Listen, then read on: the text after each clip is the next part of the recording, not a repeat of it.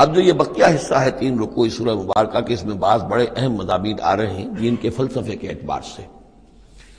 وَإِذْ أَخَذَ رَبُّكَ مِن بَنِي آدَمَ مِن ظُهُورِهِمْ ذُرِّيَّتَهُمْ، اور یاد کرو جب کہ نکالے اللہ نے، آپ کے رب نے، تمام بنی آدم کی پیٹھوں سے ان کی نسل کو۔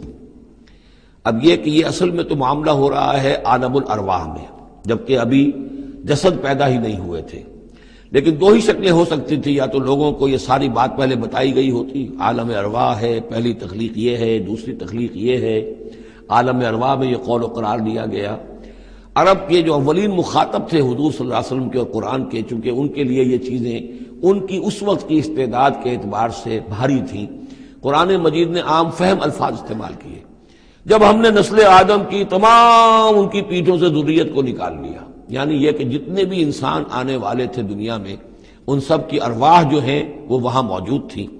وَإِذْ أَخَذَ رَبُّكَ مِن بَنِي آدَمَ مِن ظُهُورِهِمْ ذُرِّيَّتَهُمْ وَأَشْهَدَهُمْ عَلَىٰ أَنفُسِهِمْ، اور ان کو گواہ بنایا اپنے اوپر، اچھی طرح سوچ سمجھ کر۔ اقرار جو ہوتا ہے جس کو ہم کہتے ہیں میں بقائمی ہوش و حواس یہ اقرار کر رہا ہوں، تو پوری طرح ہوش و حواس میں سیلف کانشسنس، یہ میں آپ کو بتا چکا ہوں، ہمارے اندر جو سیلف کانشسنس ہے، خود شعوری، وہ ہے ہی ہماری روح کی بنیاد پر۔ حیوانات میں بھی شعور تو ہے، کانشسنس تو ہے، سیلف کانشسنس نہیں ہے، خود شعوری نہیں ہے۔ تو یہ خود شعوری کا منبع جو ہے در حقیقت وہ روح ہے۔ تو وہ ارواح موجود تھی، انہیں اپنی ذات کا شعور تھا۔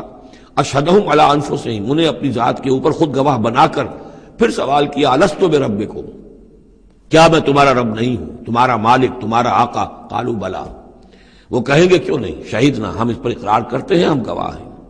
اب یہاں نوٹ کیجئے، جیسے کہ اس سے پہلے آیا تھا سورہ مائدہ میں کہ اہل کتاب تمہارے پاس ہمارا بشیر اور نذیر آ گیا، مبادا تم یہ کہو کہ ہمارے پاس کوئی بشیر اور نذیر نہیں آیا۔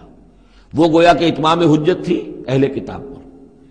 سورہ انعام میں آ چکا ہے کہ مبادا تم یہ کہو کہ کتابیں تو دی گئی تھی ہم سے پہلے 2 گروہوں کو، ہم تو جانتے نہیں تھے، عبرانی زبان کی کتاب نہیں پڑھتے تھے، وہ اتمام حجت تھا بنی اسماعیل پر کہ اب تمہارے اندر ہم نے اپنا ایک رسول بھیج دیا صلی اللہ علیہ وسلم، یہ کتاب آ گئی ہے۔ اب تم یہ نہیں کہہ سکتے کہ وہ تو ہم سے پہلے 2 گروہوں پر نازل کی گئی تھی، ہاں اگر ہم پر کہیں نازل کی گئی ہوتی تو ہم ان دونوں سے بڑھ کر بہت زیادہ جو ہے اس سے فائدہ اٹھاتے اور حق پر ہوتے۔